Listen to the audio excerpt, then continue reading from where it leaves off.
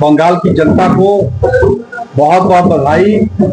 यह जीत भारतीय जनता पार्टी नरेंद्र मोदी के नीतियों पर लोगों ने विश्वास व्यक्त किया है।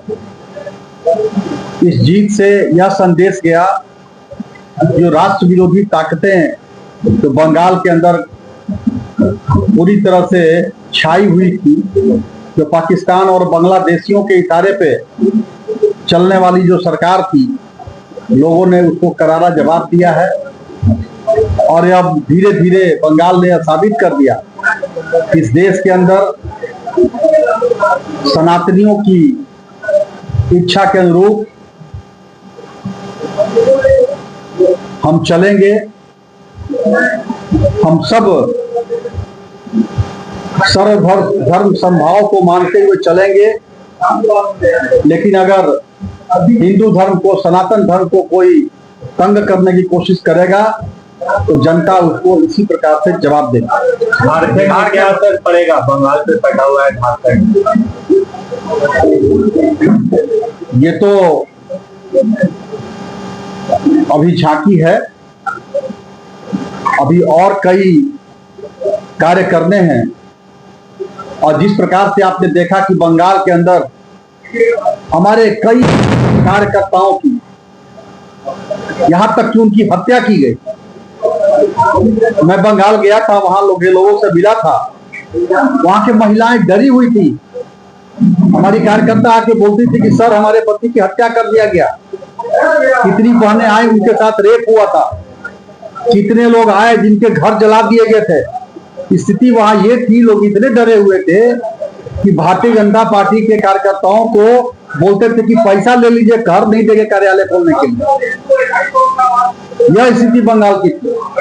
इतने खौफ के वातावरण में बंगाल की जनता, जो बंगाल अपने संस्कृति के लिए, जो बंगाल विद्वता के लिए, जो बंगाल रविन्द्रनाथ टैगोर के लिए, जो बंगाल डॉक्टर श्यामा प्रसाद मुखर्जी के लिए, जो बंगाल जगदीश प्रसाद बोस के लिए, जो बंगाल सुभाष चंद्र बोस के लिए, जो बंगाल सत्येंद्रनाथ दास के लिए जाना जाता था, वो बंगाल इस प्रकार से रोहिंग्या और बांग्लादेशियों और पाकिस्तानी आतंकवादियों के लिए जाना जाएगा, या जनता को इस बात तय करता था।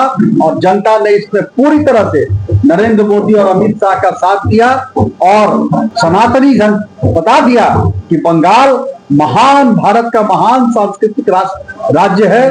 वहां की सांस्कृतिक विरासत, सांस्कृतिक धरोहर, वहां के लोगों की बौद्धिक क्षमता वाला बंगाल है। उसको कोई भारत से अलग नहीं कर सकता।